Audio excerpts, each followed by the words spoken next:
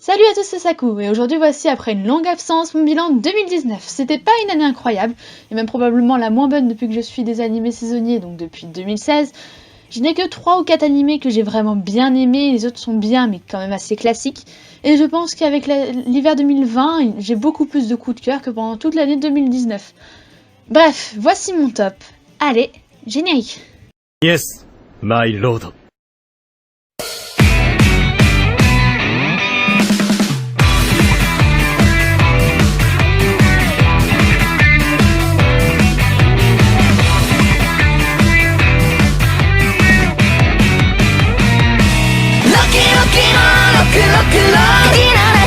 トリックギターはドンストップドンストップさあ君の全てをさあ抜け出してみせろよロッキーロッキーなロックロックラ En 40e, King of Prism. Bon bah chaque année il y a une bonne grosse daube, cette fois-ci c'est King of Prism. Il n'y a rien qui va, les persos sont pas crédibles à l'instant, le rythme à chaque épisode est absolument naze, les révélations sont super mal amenées, l'animation est pas ouf, et même les chansons ne sont pas dingues. Pourtant, c'est censé être un animé de boys idol quand même. Et je vous parle même pas du nombre de clichés par épisode, c'est vraiment très nul. 39e, B-Project 2, un animé d'idol plutôt apprécié, mais est-ce qu'on avait besoin de cette saison supplémentaire ? Pas vraiment, ça n'apporte pas grand chose, à part un nouveau groupe pas très intéressant, l'histoire tourne un peu en rond, et j'ai même pas regardé le dernier épisode. Sérieux, à One Pictures, faites-nous plutôt une suite à Idol Master Style M, ou même à Cinderella Girls, j'en sais rien, mais ça aurait plus d'intérêt que ça, quoi. 38e, Dororo, je déteste pas cet animé, ça a très bien commencé, mais il y a beaucoup trop de longueur. Le manga fait que 4 tomes, il fallait 25 épisodes. Fallait meubler, mais c'était assez... ça y est avec du vide. C'est assez rare que ce soit dans ce sens-là d'ailleurs, parce qu'en général on reproche plutôt le manque d'épisodes. Mais pour le coup là c'est beaucoup trop étendu. C'est pas un mauvais animé en soi, mais trop de problèmes de rythme, et la deuxième partie de l'animé est franchement pas intéressante, surtout que l'animation se dégradait d'épisode en épisode. Et l'épisode 15 est franchement pas regardable, on se souvient du passage du cheval. Il y a également 2 autres animés dont je voulais vous parler, qui seront du coup en honorable mention, mais qui ne pourraient pas être dans ce top parce qu'ils ne sont pas assez bons tout simplement. C'est dans cette optique que je vais vous présenter Mix Meisei Story. Je voulais vraiment en parler car j'avais vraiment bien accroché. J'aimais cette relation fraternelle très réaliste qui est un peu différente des autres mangas, puisque ici, même si les persos s'entendent bien, même si les deux frangins s'entendent bien, ils n'hésitent pas à se disputer pour tout et rien, et c'est quand même quelque chose que l'on retrouve assez rarement dans les autres mangas, alors qu'ici c'est plutôt bien fait. Pareil, les romans c'était plutôt subtil et bien fait, enfin c'était discret mais en douceur, et on comprend facilement ce que pensent les persos en plus. Pareil, les matchs étaient très intéressants, pourtant c'était pas gagné, ça reste quand même du baseball et j'y connais pas grand chose. Bref, il y avait tout un tas d'éléments super bien amenés que j'ai vraiment bien aimé. Pourtant le problème c'est qu'arrivé à l'épisode 23, je me suis dit que l'animé allait au moins durer 37 épisodes. En vérifiant, même s'il y avait matière à faire un super truc, j'ai vu que l'animé serait fini en 25 épisodes. Du coup, même si tout est super bien amené, ça ressemblait plus à une saison 1, et pourtant, c'est définitivement fini. Donc autant vous dire que ce qui ressemblait plus à un début très réussi est en réalité un animé clairement incomplet, qui m'a vraiment déçu. J'étais vraiment motivée à en faire mon animé de l'année s'il avait fait 50 épisodes pour vous dire. Le deuxième animé dont je voulais vous parler dans cette catégorie honorable mention, c'est Wise. Cet animé est un cas assez particulier puisqu'il est absolument naze. L'histoire n'a pas d'intérêt, c'est pas intéressant, c'est pas très bien animé, les persos sont pas intéressants, les héros connaissent l'existence du méchant qu'à l'épisode 10, donc il est anecdotique. Donc, pas intéressant. Bref, y a pas grand chose qui va. Mais je l'ai fini quand même. Je vous assure qu'il est nul. Sauf l'OST. Je n'ai regardé cet animé que pour son OST. Elle est incroyable, elle concentre toute l'attention et on n'en a plus rien à faire de l'histoire. Je n'ai jamais vu ça et c'est l'unique fois où j'ai regardé un animé uniquement pour son OST. Et je l'ai vu en entier. Bref, je ne vous recommande pas cet animé parce qu'il est vraiment juste nul. Mais pourtant, regardez juste cet épisode 1, histoire de vous donner une petite idée d'à quel point cette OST est incroyable. Et à quel point, quand tu regardes cet animé, tu n'en as plus rien à foutre de l'histoire, tu regardes juste les OST. Donc commençons avec ce 20ème, et voici Bakumatsu saison 2. Je ne savais pas lequel mettre en 20ème et j'ai finalement opté pour lui. Bon, l'histoire est bouclée en 2 saisons, ce qui est pas mal. C'était pas totalement nul, il y avait quand même 2 ou 3 idées pas trop mal, mais c'est sûrement dû à une mauvaise gestion du scénario. Je sais pas, il y a eu un problème à un moment donné, je pense. Parce que c'était pas si mal franchement, mais il y avait franchement un souci quelque part, ça clochait, ça faisait pas naturel à pas mal d'endroits. Bref, perso, j'ai plutôt bien aimé quand même si je peux pas vraiment dire que c'était un animé à voir, c'est pas forcément un animé que je recommanderais. Il y a quand même beaucoup de défauts. 19ème, Gotoben no Hanayome, un anime qui a plutôt bien marché. Perso, je trouve ça assez classique, mais ça fait le boulot quand même, et ça reste sympa à voir. Les filles sont sympathiques, ma Yotsuba est clairement ma préférée, donc voilà. Team Yotsuba, vivons la saison 2.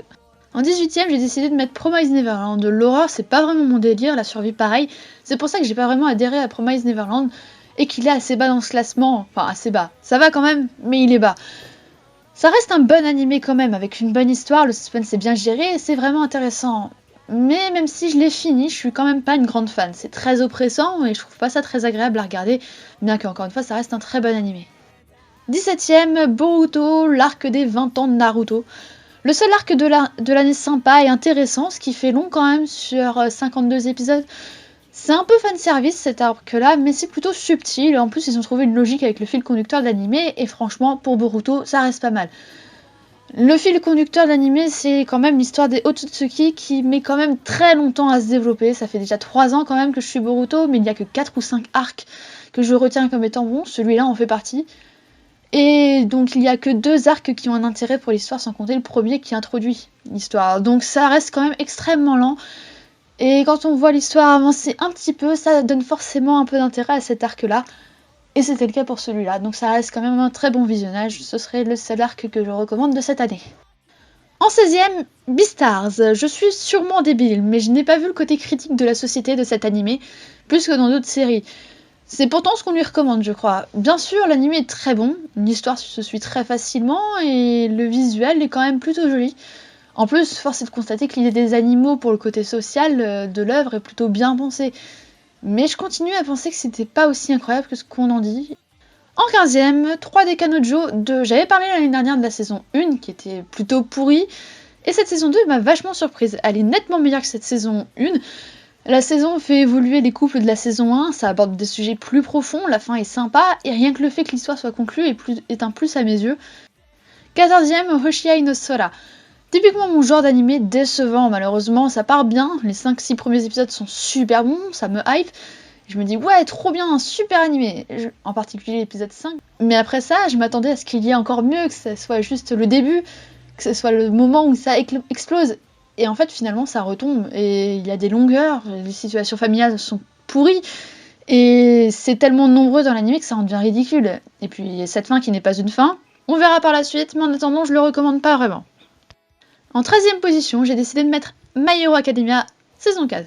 Pourquoi ? Parce que la première partie est super bien, sympathique à voir, des personnages intéressants, pas mal de développement de personnages, une conclusion d'arc qui est prometteur pour la suite de l'anime. Donc pour le coup, ça veut dire que c'était plutôt intéressant, ça m'a plu. Bref, bon point pour MHA. En deuxième, mon premier manga, qui est réadapté en 2019, Fruit Basket saison 1. J'ai enfin eu un rappel de l'histoire de mon premier manga, je l'avais vraiment bien aimé. Et si vous trouvez cette saison 1 de qualité, alors accrochez-vous parce que j'ai souvenir que la deuxième partie du manga était vraiment très très bien gérée. Tout est super bien approfondi, ce qui en fait une petite pépite parmi les mangas de romance. En 11ème, j'ai décidé de mettre Ensemble Stars. Ensemble Stars qui est un animé de Boys Idol. Venant de moi, est-ce que c'est étonnant ? Je ne crois pas. Un début moyen et puis j'ai fini par m'attacher à ces petits Boys Idol finalement. Autant je n'ai pas vraiment accroché aux épisodes de Eden, autant j'ai bien aimé les autres épisodes. Ça parle plutôt bien des relations entre les membres d'un même groupe, et les chansons sont vraiment super bien, surtout Akatsuki. C'est dommage par contre que ce groupe ne soit pas vraiment mis en avant, c'était mon préféré. Mais globalement, on est sur un bon Boys Idol. Je valide. En 10ème, j'ai décidé de mettre Kono Oto Tomare, saison 1 et 2. Un animé sur le koto qui est plutôt bien fait. Il est pas incroyable, mais il a clairement son charme. Les personnages sont plutôt bien développés et l'histoire se suit avec plaisir. Les passages de musique sont également super bons. Mon OST préféré est Tenkyu qui est une petite pépite pour les oreilles, elle dure environ 10 minutes, un petit peu moins peut-être. Puis en plus, les quelques romances sont un petit peu développées. Bon après, ça reste pas un plus quand même, les romances, elles sont plutôt peu développées et c'est plutôt dommage. Mais globalement, ça reste correct. En 9ème, Piano no Mori, saison 2. L'animation est toujours aussi dégueu, mais l'histoire est toujours aussi prenante. Je me suis fait l'animé entier en 2 jours, ce qui m'arrive jamais. En plus, on met l'accent sur des personnages très intéressants et finalement, comme pour la saison 1, j'ai tout dévoré. Sans avoir l'impression d'être accro en plus, juste avec l'impression d'aimer les personnages et l'histoire, ce qui est un très bon point venant de moi. En 8ème, Kimetsu no Yaiba, le carton de l'année, des records à l'infini, un succès fou, bref, Kimetsu no Yaiba quoi. Perso, j'ai vraiment bien aimé, l'histoire est pas mal, ça tient en haleine et les persos sont cool, à part Nezuko qui sert pas à grand chose, soyons clairs. Et le méchant est plutôt stylé en plus, Sans compter le visuel qui est absolument exceptionnel et qui est parfaitement mon style en plus. Je rappelle que je n'aime pas trop le style sobre d'animé beau comme Violet Evergarden ou Katsugeki Touken Ranbu, mais là il y a un style de couleur et tout qui me plaît vraiment. Après, est-ce que c'est aussi ouf que tout le monde le dit? Je sais pas trop. Je suis pas une grande fan non plus, mais on peut clairement pas dire que c'est nul. Il y a peut-être un souci au niveau de la narration, tout est un peu trop dit explicitement, et encore une fois, Nezuko sert à rien. Mais à part ça, ça reste quand même un très bon animé qui, selon moi, mérite une bonne partie de son succès. En 7ème, Oretsuki. Je ne sais pas trop quoi en penser, je n'aime pas les harems d'habitude, mais ici, c'est clairement à voir. Les 3 premiers épisodes sont les plus originaux et les plus drôles de l'année. On est sur un animé harem, mais qui vaut carrément le coup d'œil. Regardez le premier épisode sans vous renseigner, car le moindre spoil peut vous gâcher tout l'important de l'animé. Bref, j'ai adoré le début, mais par la suite, ça perd un peu de son charme. On sent que ça galère à se renouveler, mais bon, dans l'ensemble, ça reste quand même très cool. Je me le suis fait assez rapidement, et j'ai plutôt bien aimé. 6ème, Sarazanmai. Très bizarre, mais très cool aussi. J'aime pas vraiment ce réalisateur d'habitude. J'avais détesté Mawaru Penguin Drum, mais je ne sais pas, Sarazanmai c'était pas tout à fait pareil. Bien que ce soit pas très clair, c'était quand même divertissement, compréhensible. Ce qui m'avait franchement manqué pour Mawaru Penguin Drum. Et quand même, malgré tout, très émouvant et très intéressant. Le visuel est parfaitement mon style, les musiques sont très cool. Tout est vachement bien à ce niveau-là, les OST sont aussi super cool, j'en ai déjà parlé, je crois, c'est possible. Bref, tout l'ensemble est très bon, et surtout, c'est compréhensible. L'idée des kappas et des secrets sont super bonnes, ça nous tient en haleine, c'est excellent. J'ai toujours pas compris l'histoire profonde des kappas, mais déjà le visionnage était agréable et intéressant, et ça me suffit amplement pour ce réalisateur. En 5ème, le seul film de l'année que j'ai regardé, Seishun Butayaro. Le film, c'était un très bon film qui conclut très bien l'histoire de tous les personnages que l'on a vus. Je ne sais pas s'il y aura une suite, mais si ça s'arrête là, il n'y aura pas de sentiment de vide, en tout cas pas pour moi. Plus sur le film, l'histoire a de très bons retournements de situation et il a su me surprendre, ce qui est quand même plutôt fort. Bref, c'est un animé à voir, à la suite de l'animé, et franchement, regardez l'animé juste pour voir ce film, il est excellent. 4ème, Shingeki no Kyojin saison 3, partie 2. Est-ce que c'est étonnant? Probablement pas. Ma partie préférée de SNK, la seule que j'avais vraiment lue en entier en manga avant son adaptation, je l'avais vraiment dévorée, il se passe tellement de choses, tellement de révélations. Bref, je peux pas trop en dire parce que ça reste quand même la saison 3, mais j'ai vraiment adoré cette partie, même si je la trouve plus prenante en manga. 3ème, la petite comédie romantique de l'année, Kaguya-sama Love is War. Tout le monde en a parlé, moi aussi. Probablement le meilleur animé de romance de l'année, Kaguya-sama est absolument hilarant. Tout cet animé est super cool, le visuel est vraiment beau, le rythme est très bien géré et les personnages sont tous géniaux. Je sais plus si c'est Cloverworks ou A1 Pictures qui est derrière, mais ça reste l'un de mes studios préférés et bon, voilà, ils m'ont encore surprise. J'ai vraiment adoré, une saison 2 est prévue pour avril et j'ai vraiment hâte. À la 2ème place, probablement le moins connu de toute cette liste et pourquoi personne n'en parle, Kochoke Wagaki Nobunaga.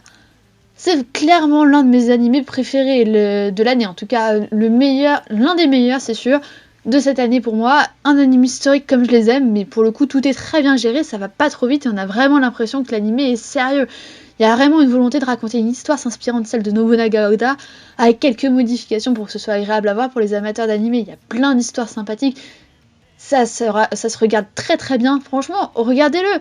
Pourquoi personne n'en a parlé? Peut-être parce que c'est pas licencié, j'en sais rien, mais c'est excellent. Bref, pour revenir sur l'animé, il y a quand même quelques changements historiques.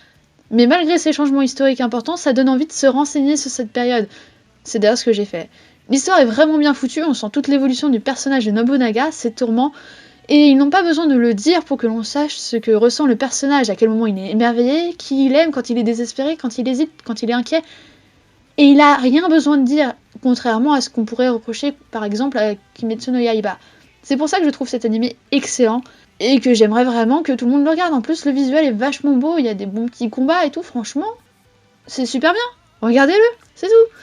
Allez-y, regardez cet animé, c'est Kochoke Wagaki Nobunaga.